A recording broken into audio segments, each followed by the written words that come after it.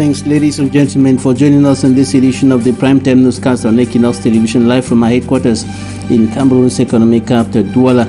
Cameroon soon to begin the production of drugs that will be used in the treatment of COVID-19 patients. The head of state has ordered the production of two drugs that will be used for the production of for the treatment of COVID-19 patients in the country, and we'll also talk about the building that collapsed today in the nation's political capital, Yaoundé, and left several persons wounded in this newscast.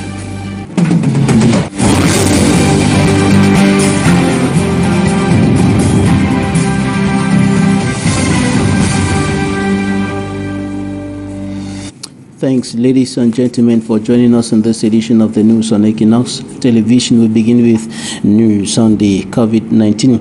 The Republic of Cameroon continues with its efforts to stop the spread of COVID-19, while the government measures to prevent the spread of coronavirus are being intensified. The President of the Republic has ordered the production of two drugs that will be used for the fight against COVID-19, for the treatment of COVID-19 patients in the Republic of Cameroon, azithromycin, and another drug that will be produced by the Ministry of Scientific Research and Innovation. Now take a listen to what some medics have been saying about the use of chloroquine on the treatment for the treatment of COVID-19 patients in Cameroon.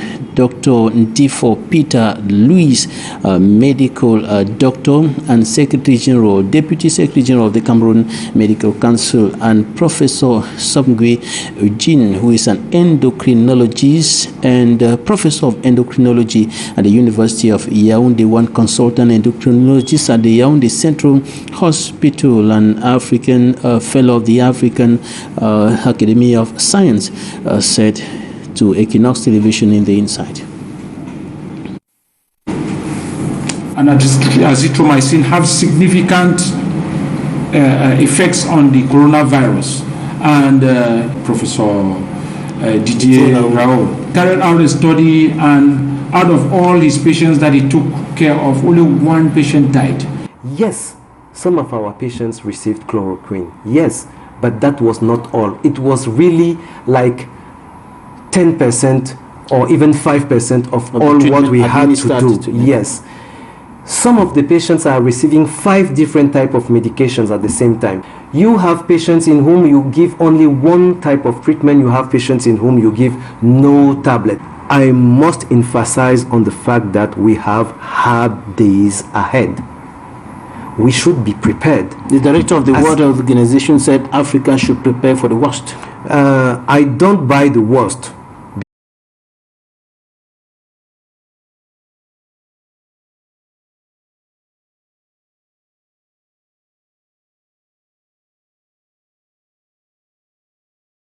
Ready to face what is likely to happen, and our population need to understand that it's a very, I won't say tough period that may happen, that may occur if nothing is done. The reason why we should not even wait until the government tells us you have to do this or you have to do that before we start being very careful. Dr. Ndifo Peter Louis, Deputy Secretary General of the Cameroon Medical Council, and Professor Eugene Sobngui, who is an endocrinologist, Professor of Endocrinology at the University of Yaoundé, one consultant endocrinologist at the Yaoundé Central Hospital, and a fellow of the African Academy of Science, speaking there, and the head of state, as I said earlier, has ordered the production of hydroxychloroquine and azithromycin that will be produced by the Ministry of Scientific Research and Innovation, and these two drugs will be used in the fight against COVID-19, in the treatment of COVID-19 patients in the Republic of Cameroon. In the meantime, preventive measures being emphasized by public authorities, emphasizing on the respect of the sanitation rules of the World Health Organization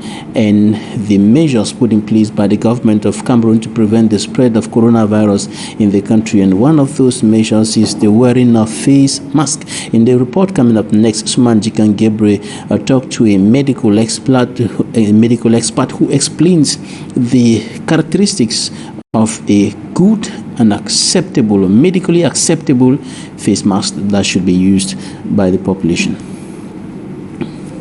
With the advent of the coronavirus in Cameroon, health officials have been advising that the population should put on face masks. Cameroonians are now faced to make a choice between the medical face mask and that which is locally made. The mask is necessary, and any mask can do, because the molecule of the coronavirus is large enough that it cannot pass through any simple mask. Like the disposable ones that are available now, that we use, for example, one I'm putting on now. The virus cannot pass either from someone opposite you to you, or from you to the one opposite you. They cannot pass through. With the scarcity of the medical face mask in pharmacies, many Cameroonians have fallen for the locally made. The advice we give is that they should use locally prepared material for masks. The most important thing is that your noses and your mouth is protected. And a clean piece of cloth, as I said at the beginning, can do it. You don't need to go to the market to get a clean piece of cloth. Just a loin. You take a loin and you clean it, you wash it well and dry it. You can cut a piece of it and it becomes a mask for you. It will still protect you as anything. But what are the qualities of a good face mask? A good quality mask is, let me just say, any material that is clean. When I say material, any piece of fabric can do. In some cases, like you see one that we're using like this, paper napkin that we use during meals, that can do. And just like the piece of paper I have in my hand here, you take that paper and you fold it well, and then you put stuff at the end here, this end and this rubber bands, and do it. You will still put it in your mouth, that will protect you. If you take a piece of cloth which is clean and you cut it to a size that can cover your mouth, and you put things on that can tie you, it will protect you. So anything that can cover your nose and your mouth will prevent that virus from passing into you or going out to another person. Many have been asking for how long a mask could be used. The highest you can use a mask is within 24 hours. For us in the medical domain, we use mask as per the procedure that we are carrying out. After the procedure, we change the mask, because obviously some bacteria must have come into contact with the mask and we need to change it. But it is important that when you are leaving your house to get somewhere out of your house, you put a mask on. When you are entering into a place where there are many people, you have a mask on. Except when you are alone, you can breathe freely when you are alone. But when you are going to be exposed to people, you have to put on a mask. One of the important advice from the government to Cameroonians have been to cover their nose and their mouth whenever they leave their homes.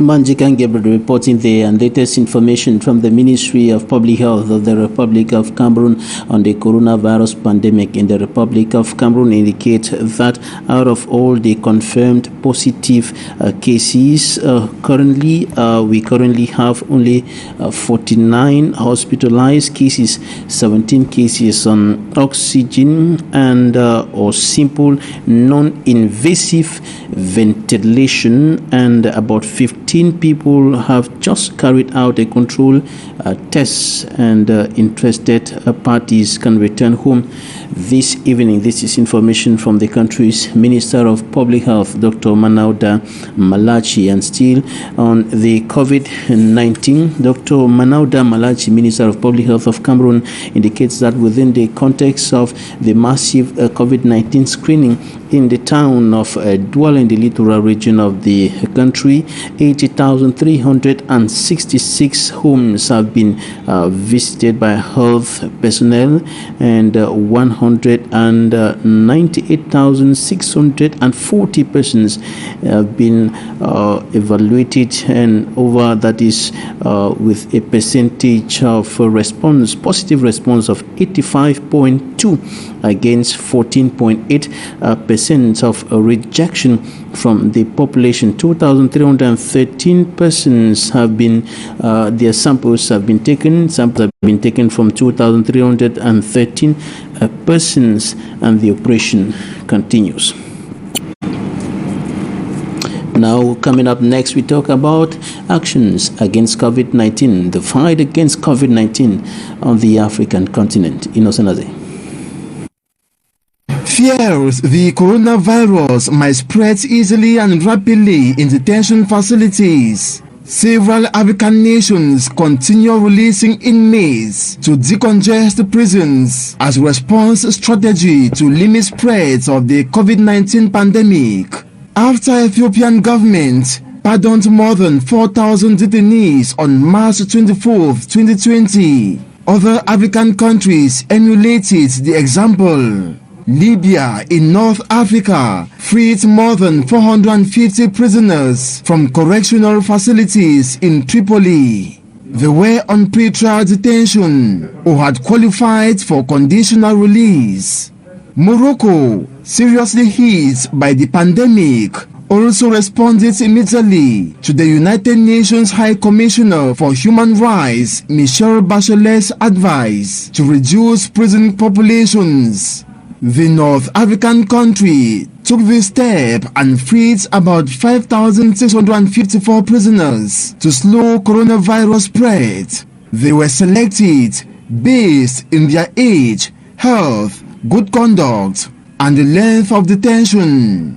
This decision was reached as the COVID-19 killed 66 people and infected 960 in Morocco by April 5, 2020. Kenya in East Africa freed at least 4,800 inmates in different parts of the country. Many of the sessions leading to their release were held virtually through Skype and Zoom. The Republic of Cameroon and other African countries with overcrowded prisons are yet to embrace this initiative. Apart from decongesting prisons and instituting lockdowns by some African countries against the COVID-19 spread, other nations in the continent, as supplies of face masks dwindle globally, create fabric face masks quickly for those in need. Ghanaians, including Cameroonians and others, are producing theirs deemed washable. In Cameroon, some regional administrative authorities had announced wearing of face masks will be mandatory in their regions. These are officials whose cities or regions are severely threatened by the COVID-19 pandemic. Now to the nation's political capital, Yaoundé, and we're talking something else now. A building collapsed today in the at the Monte Obili neighborhood, Monte Chapelle Obili neighborhood, and several persons were wounded in that incident that occurred today. And we are having some information streaming indicating that some persons might have died in that incident. Some persons are feared dead in that incident which occurred today at Monte Chapelle Obili in Cameroon's political capital, Yaoundé, where a building collapsed. We'll be coming back to that information in greater details in a subsequent news editions. And the key highlights of the presidential plan for the reconstruction of the northwest and southwest regions of Cameroon have been presented, and according to the coordinator of that reconstruction plan, Paul Tasson, Minister Delegate at the Ministry of Economic Planning and Regional Development, 12,000 private houses, 350 schools, and 115 health centers will be reconstructed in the two crisis-hit regions. And we should indicate that as we speak, the violence, kidnapping of persons and other atrocities have still been committed in those two regions within the framework of the more than 3-year long Anglophone crisis, and they have been persistent calls for the demilitarization of the two Anglophone regions of the country, for the release of all arrested and detained within the context of the Anglophone crisis, and other measures that could open the way out of the crisis after the major national dialogue which took place in the nation's political capital, Yaoundé, bringing together persons from different walks of life from within and out of the country to discuss solutions to the Anglophone crisis. The situation has continued persisting, and people are still being kidnapped, people are still being killed, houses are still being burnt down in those two parts of the country. For me, Armstrong Santa has more.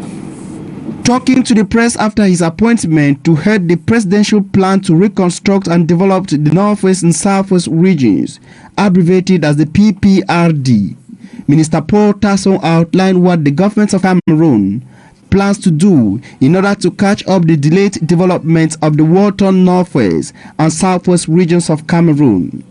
In his capacity as coordinator of the PPRD, Minister Paul Tasson said the project will see the reconstruction of some 12,000 destroyed private houses, 115 health centers, 350 schools, 400 water points, 40 bridges, 500 kilometers of low-tension power lines, 600 kilometers of rural roads, and 45 markets in the English-speaking Northwest and Southwest regions.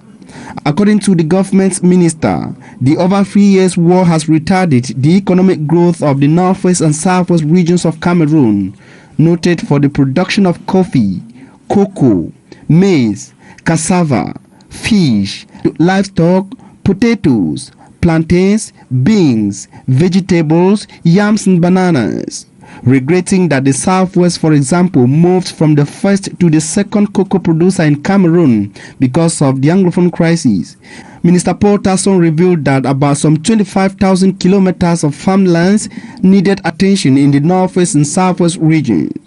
Highlighting that the priority projects were designed based on data collected by the two regional governors, Paul Tasson said the statistics could be upgraded as a lot has happened even after the data was collected. Paul Tasson also revealed that the project will be financed by the government of Cameroon and many financial partners who've shown interest in the initiative.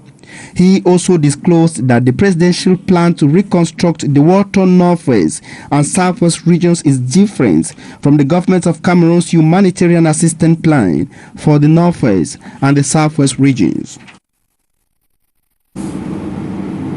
Talking Point is up next.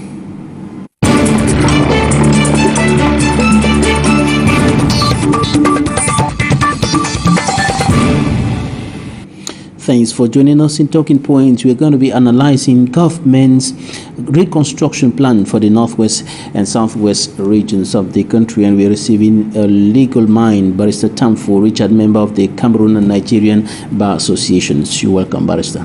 Thank you, Mr. Babila, for inviting me. The pleasure is all mine. First, COVID-19, a global health challenge, a pandemic that is affecting almost all the continents of the world and leaving hundreds and even thousands of people dead on daily basis around the world. The management of COVID-19 in Cameroon, what do you think about all the efforts that the government has been making this far to curb the spread of COVID-19?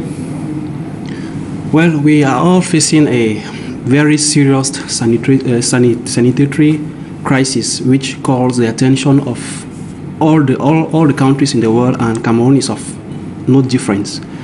But what I am tempted to say is that it is as if we have not yet taken the gravity of the situation or of that crisis in Cameroon, because the measures which are being put in place by the government are not being practical on the field. When you move around the streets of the town, you will see people going on with their activities as if nothing is happening.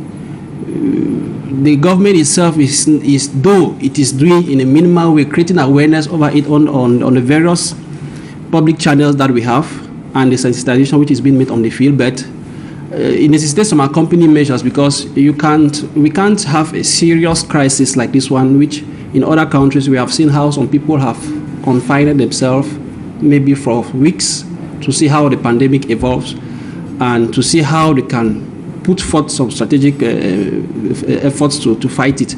But here in Cameroon, they will tell you, no, you have to wash your hands, you have to maintain distance, you have to go out when necessary, but some people are still going out. So it is as if we are saying something and then doing the contrary. You can't ask people to stay home when you have not given accompanying measures. You can't ask people to be washing hands when we all know that the taps of recent, there's a communique that was issued by Kamwater, who is saying that the cables have been burnt, that there will not be water supply for some days. And you ask people to wear masks when you yourself, you know how some people have taken the current situation to make their pockets big.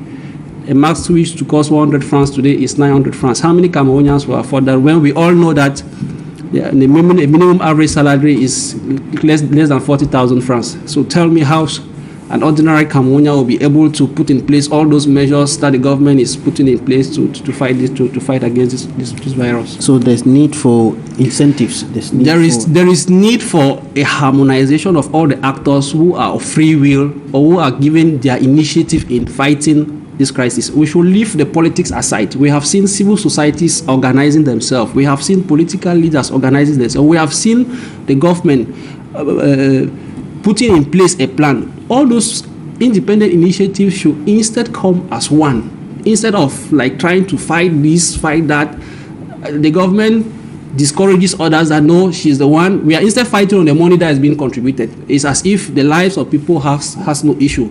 What is of interest is to know who will coordinate what, and at this time, I don't think that's what we need. The civil society ought to be invited.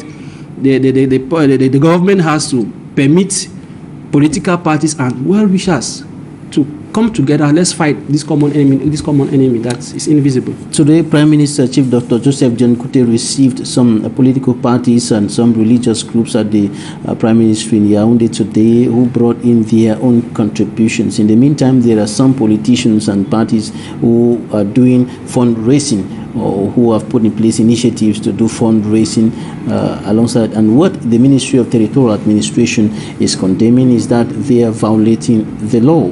They are not doing it within the legal framework governing such an activity during this period of crisis, during a period of crisis like what we are living now. Mr. Babel, if we want to go into the legalities of what you just said, you will see that even the government itself did not have, who represents the administration, did not seek for any authorization.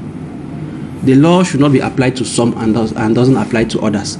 Or the law should not be in such a form that... The government or the head of state? Is the head of state who created the Solidarity Fund? He has created a Solidarity Fund to be implemented by the government, which is a public structure. So the head of state should have asked for authorization from the Ministry of Territorial Administration? Exactly, that's what I'm saying. So the government itself has not done the proper thing.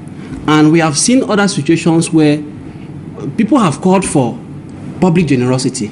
Nothing has been said. This is not the time to me, even if, let's put it, because if I have to enter into the legality, I'll be defending my own point, the others will be defending theirs. Even if that was the case, I think it was best for the communique of the ministry to instead invite those people in a friendly way than giving it a ultimatum as if it is repressive. So to me, be it the government, I don't think they have taken the proper stage.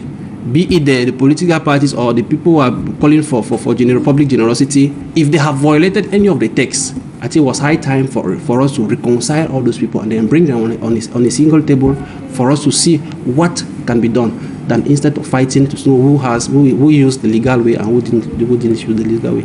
We are in an emergency health situation, and I think is not something which we have to be playing politics with it. Whatever the case, we cannot confirm whether the head of state asked for authorization from the Ministry of Territorial Administration before creating the Solidarity Fund or not. But there are some persons who are thinking. A legal man was talking to me yesterday, and he said that if Cabral Libi called for fundraising during the presidential election, and people raised money from across the country and from outside, from abroad, and gave him to run his campaign and so on and so forth. And then if we are asking for the liberation of prisoners today, which is against the law, then the law can be abrogated, the law can be kept aside for the interests of human beings, for the interests of the fighting the common enemy. What do you think about that? Yes, it's very correct, because we should first of all understand that we are talking about human lives, and I think sovereignty rests on the people. We are facing a serious threat to your existence, and I think that if we were in a serious country like in other, this is the time that you expect the head of state to declare a state of emergency. During this atmosphere of an emergency, so many things can be taken without us respecting the law, because there is that necessity, there is that need. And if people have taken private initiatives to bring in their efforts, like what we saw when the Aya Foundation, that some political party raised humanitarian assistance to the Aya Foundation, nobody talked about it. For Mr. Kamer, that's even why I thought that maybe the government will step on it and put an end to it, because that was for his political party, which is against the law, clearly stated. But it didn't call for any attention. So we should not be doing politics targeting a particular, especially at this very critical stage of our lives, that we are faced with an enemy which can destroy at any time. We are seeing the trend of deaths as it is happening in other. Imagine a situation that it just tries to happen here. All the prisoners will die. Not even those who are outside are safe. So I think this is time for us to create more awareness and sensitization over this epidemic that is really killing us. The Director General of the World Health Organization, responding to U.S. President Donald Trump, who talked about a reduction, possible reduction of contributions for the functioning of the organization, said he called for unity and said that we should stop politicizing the COVID-19. And that is exactly what you're talking about now. The reconstruction plan of the President of the Republic for the Northwest and Southwest regions of the country. What's your take on that reconstruction plan and the timing? Mr. Babila, we in our government, we do things in an upside down manner. We can't be talking, the initiative is laudable. Yes, we have to reconstruct those regions, but we should not be putting the cart before the horse. We all know that as it stands, war is still a current event in those two regions. Markets or houses are being burnt. We have not yet regained the peace that we used to have. The government has not called for any ceasefire. You are thinking of reconstructing or allocating a budget to reconstruct those regions. Yes, it is true. But how will you be constructing them when people are still in a fire exchange? It can't be possible. And that's much money that the government is now trying to keep. When we have a humanitarian crisis, we don't even have money. I'm even wondering where the budget of that project is going to come. I think the government should first of all be thinking now or striving to see how do we put an end to that crisis. Today we are seeing the economic damages that it has caused. We have seen the number of deaths that have gone of something or of a crisis that we could use few seconds to treat it. We will not be wasting or budgeting for money to reconstruct or assist in humanitarian issues of which we don't even have that money. To me, the government is putting the cart before the horse. When the Disarmament, Demobilization, Reintegration Committee led by Governor Fayengo Francis, former governor, was created, many were saying that this commission, the creation is not timely because the war should end first and then a commission can be created to disarm the fighters, to demobilize the fighters, to reintegrate the fighters into the normal life train. But the commission has been existing for several months today, and it has succeeded to an extent to disarm some of the fighters, to bring some of them out of the bushes, according to the information that the government and the other authorities are presenting to us. Is it the reconstruction plan, is it not in the same vein going Mr. Babila, all the efforts or all the, I can say, cosmetic measures put forth by the government, all those commissions have created nothing since 4 years today. Be it the Disarmament Commission that was created, be it the bilingualism commission that came, be it the grand national dialogue that happened, it has not solved the problem when we know where the problem is.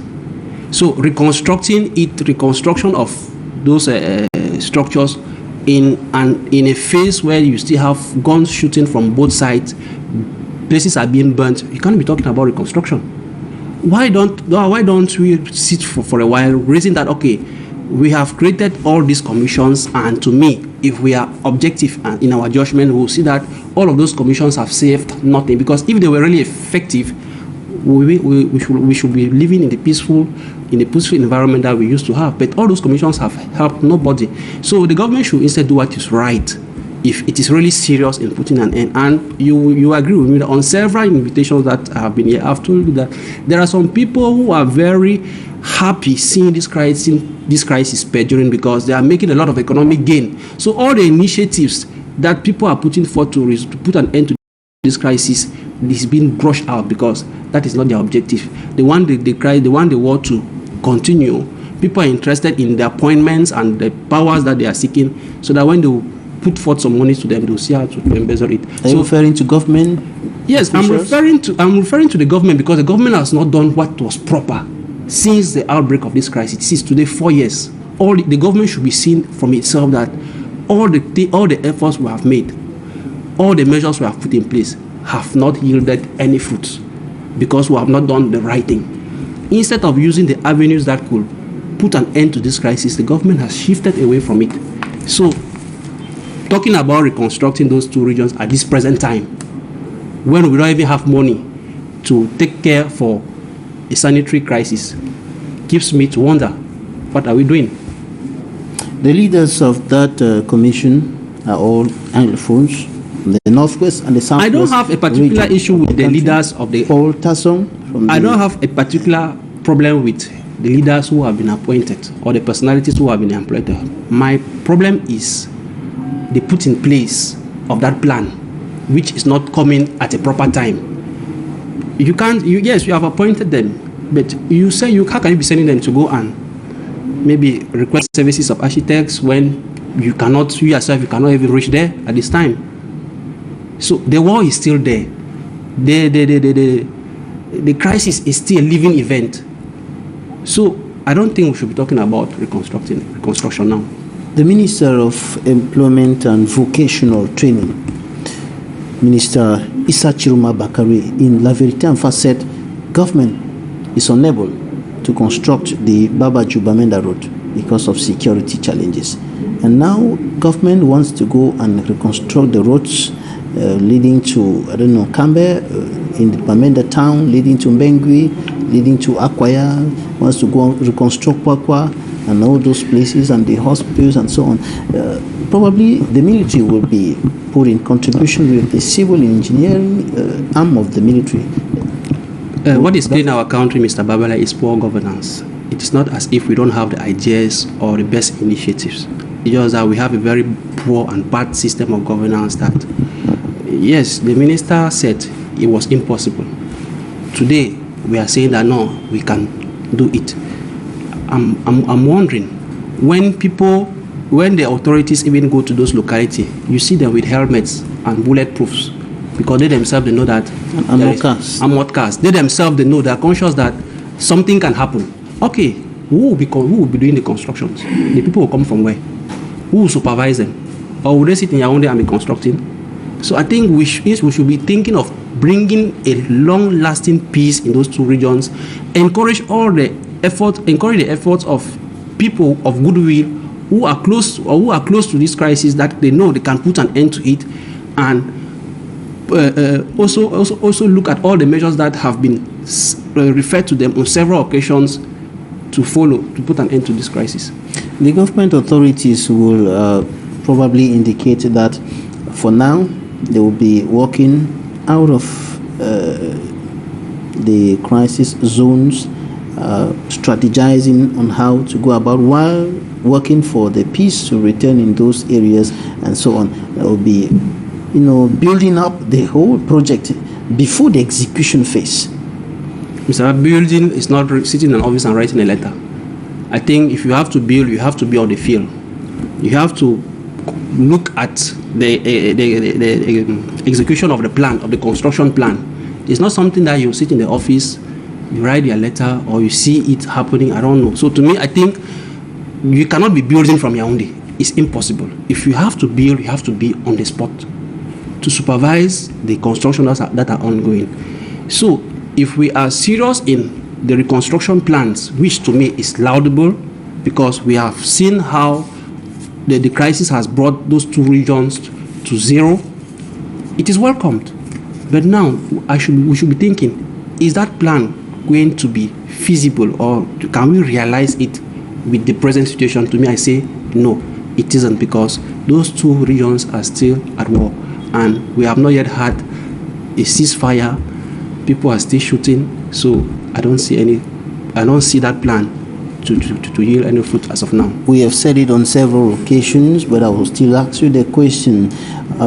Apart from the ceasefire, which you just mentioned, what are some of the urgent measures that can be taken now, and the guns go down in the northwest and southwest regions? The guns stop talking, the houses, no burning, and so on. Mr. Babele, you know that as time perdues, people changes minds. When this crisis was still in its very first days, I thought that if we were very logical in our resolving of a crisis, instead of creating those commissions, the head of state could have even used the president of the Ambazonians, which is government.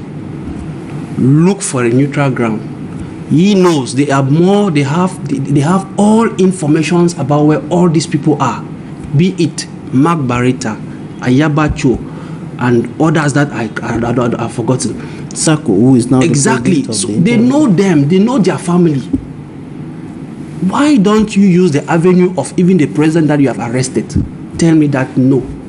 Let's talk as brothers and sisters that we used to be. What has gone wrong? They give their point, you give your own point, and we look for an equilibrium, even in the presence of a mediator, if possible. I think those we should usually be looking at those voices that can carry, because those guys are having those guns. Not why are they taking it?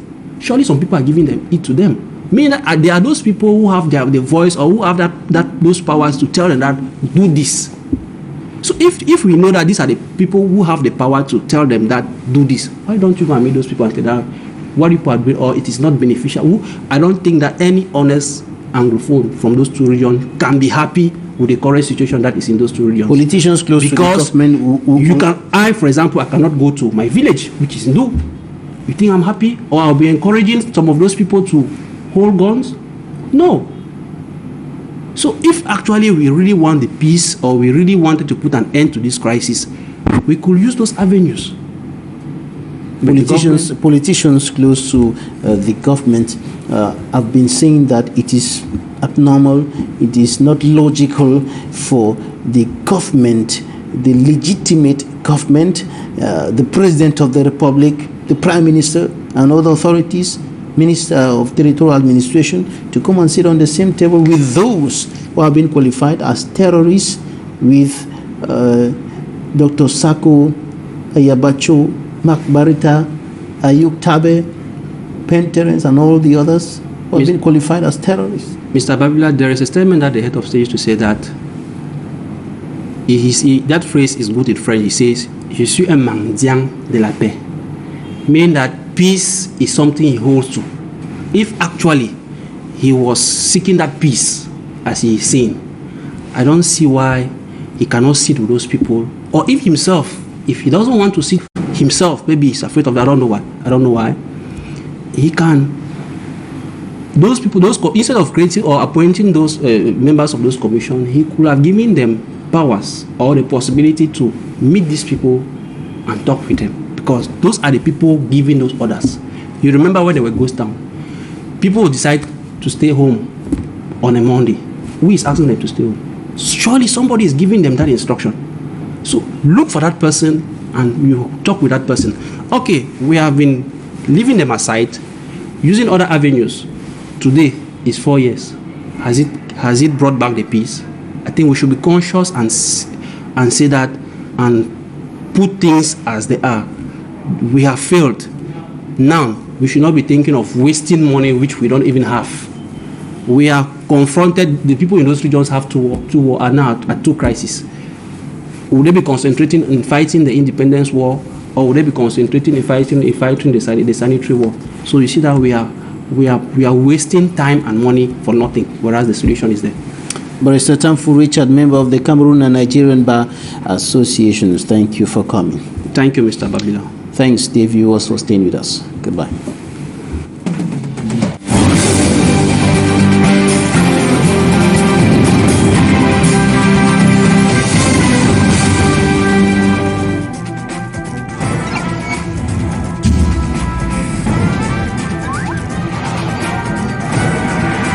Equinox Télévision, au-delà de l'image, nous rendons compte.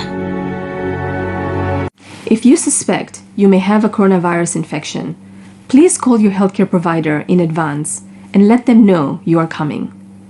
This can help them be prepared. WHO recommends preventive measures to reduce your risk. Wash your hands frequently using soap and water or an alcohol-based hand rub. Avoid touching your eyes, nose, or mouth. Avoid eating raw meat and unnecessary contact with wild animals.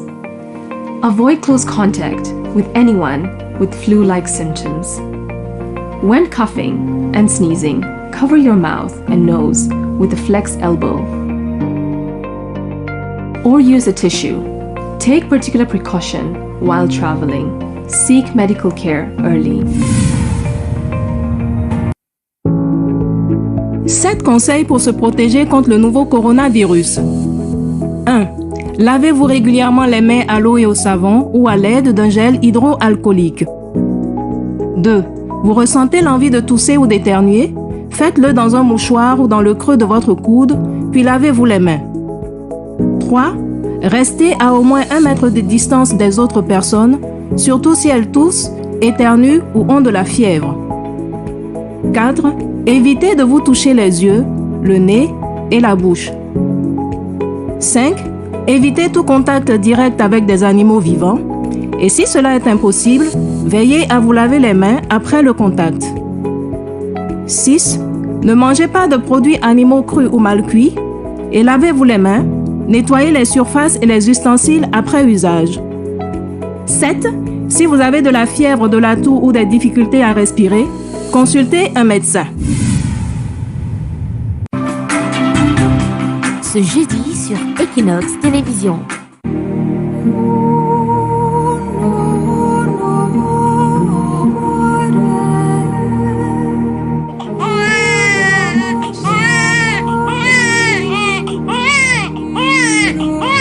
J'ai failli m'écrouler parce que quand on m'a présenté l'enfant, j'ai vu l'enfant, le ventre était ouvert, les intestins presque dehors.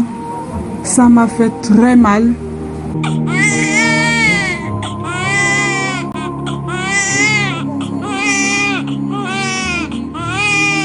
Je vous en supplie de me venir en aide, pardon.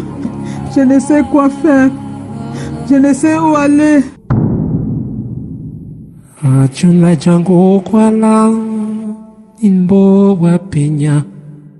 Les moyens ne me permettent plus d'avancer avec cette situation. Je viens tendre la main à tous les angles